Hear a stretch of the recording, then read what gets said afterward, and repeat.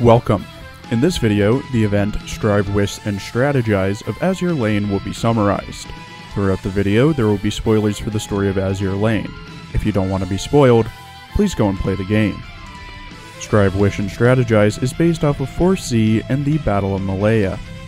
Group Z was made up of HMS Prince of Wales, HMS Repulse, HMS Electra, HMS Express, HMS Hepirus, and HMS Vampire. The purpose of Group Z was to reinforce British colonial garrisons in East Asia to deter Japanese expansion into British territory, specifically Malaya and Singapore. But due to a lack of aircraft to protect Group Z and an underestimation of the Imperial Japanese Navy and Air Force led to the sinking of the Prince of Wales and Repulse. The event starts with Repulse and Prince of Wales talking. After they sailed halfway across the world, they finally reach the Far East again.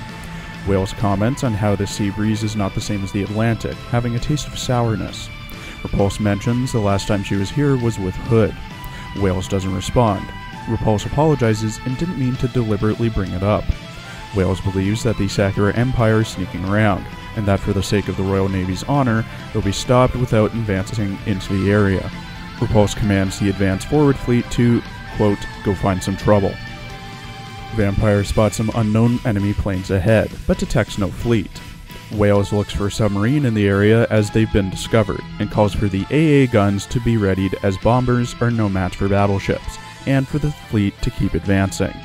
Mogami reports to Atago that the Army Air Corps has discovered a big catch, that the Royal Navy is currently out of port.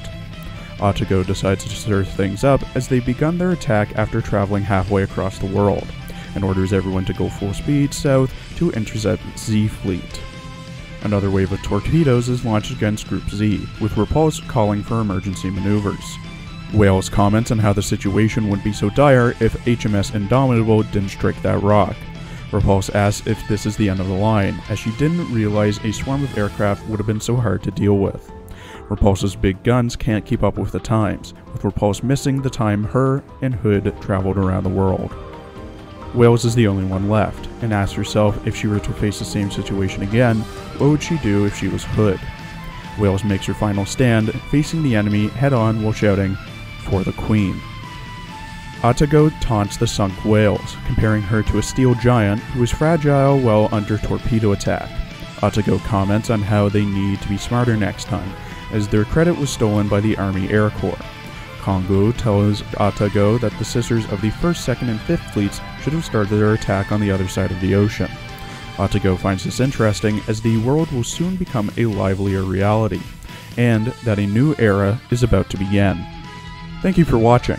Please follow my Twitter for updates, and please watch my other Azur Lane and Arknights videos as well.